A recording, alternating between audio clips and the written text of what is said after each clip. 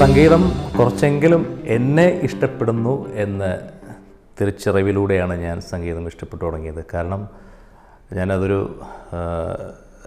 ദൈവത്തെ ധ്യാനിച്ചുകൊണ്ട് തന്നെ പറയുകയാണ്. കാരണം സംഗീതം എന്ന് പറയുകയാണെങ്കിൽ അത് ശരിക്കും ദൈവത്തിൻ്റെ ഒരു ഗിഫ്റ്റാണ്. അപ്പോൾ അത് കുറച്ചെങ്കിലും നമുക്കത് കിട്ടിയിട്ടുണ്ടെന്ന് നമ്മൾ തിരിച്ചറിഞ്ഞ ശേഷമാണ് എൻ്റെ കുട്ടിക്കാലത്ത് എൻ്റെ മാതാപിതാക്കൾ എന്നെ സംഗീതം പഠിപ്പിക്കുകയും പിന്നീട് സത്യം പറയുകയാണെങ്കിൽ ഞാൻ എൻ്റെ വളരെ കുട്ടിക്കാലം, അതായത് എൻ്റെ മക്കളുടെ പ്രായത്തിൽ 4ാം ക്ലാസ്സും 3ാം ക്ലാസ്സൊക്കെ സമയത്ത് ഞാൻ പഠിച്ചു തുടങ്ങിയതാണ്. പക്ഷേ ബേസിക് ലെസൺസ് ആ ബേസിക് ലെസൺസ് പഠിച്ചത് തന്നെ എനിക്ക് പിന്നീട് ഒരുപാട് ഗുണം ചെയ്തിട്ടുണ്ട്. ഒരു സീരിയസ് ആയിട്ടുള്ളൊരു ക്ലാസിക്കൽ പഠനം ശരിക്കും പറയുകയാണെങ്കിൽ 10th ശേഷമായിരുന്നു. കാരണം എൻ്റെ വീട്ടിൽ പഠന കാര്യങ്ങൾ വളരെ സ്ട്രിക്റ്റ് ആയിരുന്നു. അതുകൊണ്ട് ഒരു 10th ശേഷമായിരുന്നു ഒരു സീരിയസ് ആയിട്ടുള്ളൊരു അപ്രോച്ച് ഉണ്ടായത്. പക്ഷേ എങ്കിലും കുറച്ചെങ്കിലും സംഗീതം ഞങ്ങളുടെ കുടുംബത്തിൽ നന്നിട്ടുണ്ട്. കാരണം എൻ്റെ അമ്മ നന്നായിട്ട് പാടുമായിരുന്നു, എൻ്റെ മൂത്ത സിസ്റ്റർ നന്നായിട്ട് പാടുമായിരുന്നു. ചേച്ചിയെ പാട്ട് പഠിപ്പിക്കുന്നത് കേട്ടാണ് കുറേ കൂടി വേറൊരു രീതിയിലുള്ളൊരു അട്രാക്ഷൻ ഈ നമ്മുടെ സംഗീതത്തോട് തോന്നുകയും പിന്നെ നമുക്ക് തന്നെ ഒരു ചെറിയൊരു കോൺഫിഡൻസ്, നമ്മളിങ്ങനെ പാടി നോക്കുമ്പോൾ ശരിയായിട്ട് വരുമ്പോഴാണല്ലോ നമുക്ക് ഒരു സെൽഫ് കോൺഫിഡൻസ് വരുന്നത്.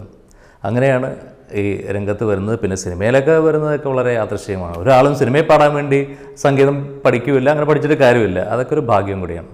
എനിക്കൊരുപാട് ഇൻസ്പിറേഷൻസ് ഉണ്ടായിട്ടുണ്ട്. അത് ഓരോ കാലഘട്ടത്തിലാണ്. അത് വളരെ ചെറുപ്പത്തിൽ 1-2 ഇൻസിഡൻസ് ഞാൻ പറയാം. എൻ്റെ വീടിന് അടുത്തുള്ള അമ്പലം രവിപുരം ശ്രീകൃഷ്ണ സ്വാമി ക്ഷേത്രത്തിൽ ഉത്സവം നടക്കുന്ന സമയത്ത് LPR വർമ്മ സാറിൻ്റെ ഒരു കച്ചേരി. അപ്പോൾ ആ കച്ചേരി അന്ന് പുറത്തു വെച്ച് നടക്കേണ്ടതായിരുന്നു. അത് മഴ കാരണം ഊട്ടുപുരയ്ക്കുള്ളിൽ വെച്ച് നടക്കുകയാണ്.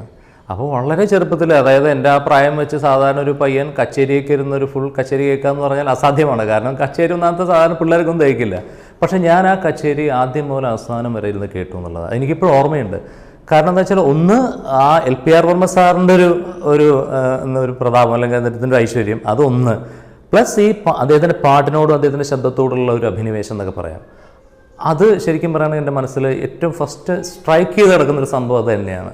പിന്നെ ഓഫ് കോഴ്സ് ഒരുപാട് കച്ചേരികൾ, ദാസേട്ടൻ്റെ കച്ചേരികൾ, പിന്നെ നമുക്ക് പതുക്കെ ചില ഗാനങ്ങൾ, ചില ഹിന്ദി ഗാനങ്ങൾ എനിക്ക് ഇപ്പോഴും ഓർമ്മയുണ്ട്. നൂതൻ എന്നുള്ള പഴയ ആക്ട്രസ് അഭിനയിച്ചിട്ടുള്ളൊരു മേ തുളസി തേരെ ആംഗൻ കേ തരരിരി അങ്ങനൊരു പാട്ട്. ഹിന്ദി പ്രൊണൗൺസിയേഷൻ തെറ്റാണ്, ക്ഷമിക്കുക. അപ്പോൾ ആ ഒരു പാട്ട് ഇപ്പോഴും എനിക്ക് ആ പാട്ട് കേൾക്കുമ്പോൾ ഭയങ്കര ഒരു നൊസ്റ്റാൾജിക് ഫീലിംഗ് ആണ്. അതുപോലെ നൂരേ നൂരേ നൂരേ, അത് ഏത് ഫിലിമാണെന്ന് എനിക്കറിയില്ല. അതൊരു പഴയൊരു ഹിന്ദി, അമോൽ പാലേക്കർ, അങ്ങനെ അവരുടെ ഒരു കാലഘട്ടത്തിലൊരു പാട്ടായിരുന്നു. അപ്പോൾ അങ്ങനെ ഈ പാട്ടുകളൊക്കെ എനിക്ക് സത്യം പറയുകയാണെങ്കിൽ ഇപ്പോൾ ഞാൻ തിരിഞ്ഞു നോക്കുമ്പോൾ ഇതെല്ലാം എൻ്റെ ജീവിതത്തിലെ പല കാലഘട്ടങ്ങളിൽ എന്നെ ഒരുപാട് ഇൻസ്പയർ ചെയ്ത പാട്ടുകളാണ്.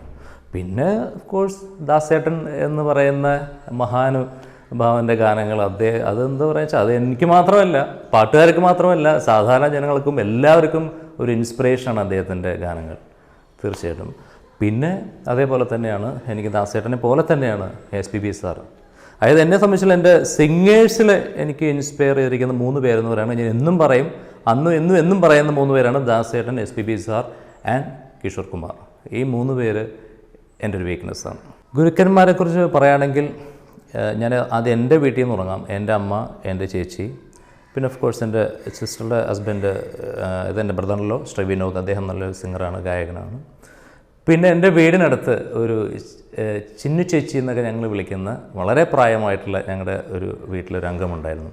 അപ്പോൾ ചേച്ചി അടുത്ത് പോയിട്ടാണ് ഞാൻ ബേസിക് ലെസൺസൊക്കെ ഒരുപാട് പഠിച്ചിട്ടുള്ളത്. പിന്നെ ഞാൻ നേരത്തെ പറഞ്ഞ പോലെ എൻ്റെ സിസ്റ്ററിനെ പാട്ട് പഠിപ്പിക്കാൻ വരുന്ന സാറ് ചേച്ചിക്ക് പറഞ്ഞു കൊടുക്കുമ്പോൾ അത് കേട്ട്, പിന്നീട് ഞാൻ 10ാം ക്ലാസ് കഴിഞ്ഞിട്ട് പെരുന്തനാകുളം ശങ്കരവാര്യ സാറിൻ്റെ അടുത്താണ് ഞാൻ കുറച്ച് നാൾ 2 വർഷത്തോളം പഠിച്ചത്. പിന്നെ അതിന് ശേഷം ഞാൻ കൂടുതൽ കാലം പഠിച്ചത് ആര്യനാട് സദാശിവൻ സാറിൻ്റെ ഒപ്പമാണ്. അദ്ദേഹം അന്ന് RLB കോളേജിലെ പ്രൊഫസറായിരുന്നു. പിന്നീട് അദ്ദേഹം ട്രിവാൻഡ്രത്ത് സ്വാതിനാൾ കോളേജിൽ പോയ ശേഷവും അദ്ദേഹം എല്ലാ ശനിയും ഞായറും വരുമായിരുന്നു.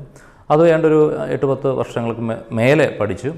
ഇപ്പോൾ ഒന്ന് ചുവട് മാറ്റി പിടിച്ചിരിക്കുകയാണ്, ഹിന്ദുസ്ഥാനി സംഗീതം. ക്ലാസിക്കലെല്ലാം പഠിച്ചു കഴിഞ്ഞു എന്ന് വിചാരിച്ചിട്ടല്ല, മറിച്ച് ഹിന്ദുസ്ഥാനി സംഗീതവും എൻ്റെ ഒരു പേഴ്സണൽ ഒരു സിംഗിങ് കരിയറിൽ കുറച്ചും കൂടി ഹെൽപ്പ് ചെയ്യും എന്നൊരു തിരിച്ചറിവിൻ്റെ ഭാഗമായിട്ട് ഇപ്പോൾ ഫയാസ് ഖാൻ എന്ന് പറയുന്ന ഒരു പുലിയുടെ അടുത്താണ് ഈ എലി പോയി പഠിക്കുന്നത്. ഇവർ 3 പേരുടെയും, പാട്ടുകാരനും ലിറിക്സിസ്റ്റും മ്യൂസിക് ഡയറക്ടറും, ഇവർ 3 പേരുടെയും ഒരു ക്രിയേറ്റിവിറ്റിയാണ് ശരിക്കും പറയുകയാണെങ്കിൽ ഒരു സോങ് എന്ന് പറയുകയാണെങ്കിൽ. അതിൽ ഞാൻ കൺസിഡർ ചെയ്യുന്നത് ഏറ്റവും വലിയ ഒരു കോൺട്രിബ്യൂഷൻ വരുന്നത് മ്യൂസിക് ഡയറക്ടർ തന്നെയാണ്. അതിപ്പോൾ ഞാൻ നാളെ ഒരു പാട്ട് എഴുതുകയാണെങ്കിലും ഓഫ് കോഴ്സ് ഞാനിപ്പോൾ പാട്ട് പാടിക്കൊണ്ടിരിക്കുന്ന ആളാണ്, ഞാൻ ഇതേപോലെ തന്നെ പറയുള്ളൂ. കാരണം എന്താണെന്ന് വെച്ചാൽ ഒരു പാട്ടിനെ, ഒരു സാധാരണ ഒരാൾക്കൊരു പാട്ടിൽ അട്രാക്ഷൻ തോന്നുന്നത് അല്ലെങ്കിൽ ആ ഒരു പാട്ടിൽ മൈൻഡ് സ്ട്രൈക്ക് ചെയ്യുന്നത് ഫസ്റ്റ് അതിൻ്റെ ഈണം കൊണ്ടാണ്. പിന്നീട് അതിൻ്റെ വരികളും അതാര് പാടി എന്നുള്ള കാര്യത്തെക്കുറിച്ച് ഒരാൾ ചിന്തിക്കുള്ളൂ എന്നാണ് എൻ്റെ ഒരു എളിയ ഒരു എന്താ പറയുക ഞാൻ ചിന്തിച്ച് വച്ചിരിക്കുന്ന കാര്യം. കാരണം ഒരു പാട്ട് ഇപ്പോൾ നമ്മളൊരു ഒന്നും അറിയാൻ പാടില്ലാത്ത ഒരാളും ലിറിക്സ് അല്ല ചിലപ്പോൾ ട്യൂണായിരിക്കും മൂളുന്നത്. താനന്നേ താനന്നേ താനാന അല്ലെങ്കിൽ താനേ നാനീന താനേ നാനേ താനേ നാന. അല്ലാതെ പിന്നീടായിരിക്കും ചിലപ്പോൾ കുറച്ചും കൂടി അറിയാവുന്നവരാണ് തേനും വയമ്പും പിന്നീട് ദാസരൻ പാടി എന്നുള്ളതൊക്കെ വരുന്നത്. അപ്പോൾ സത്യത്തിൽ മ്യൂസിക് ഡയറക്ടറുടെ തന്നെയാണ് നമ്പർ 1 കോൺട്രിബ്യൂഷൻ എന്നാണ് ഞാൻ വിചാരിക്കുന്നത്. ലിറിസിസ്റ്റുമാർ ക്ഷമിക്കുക.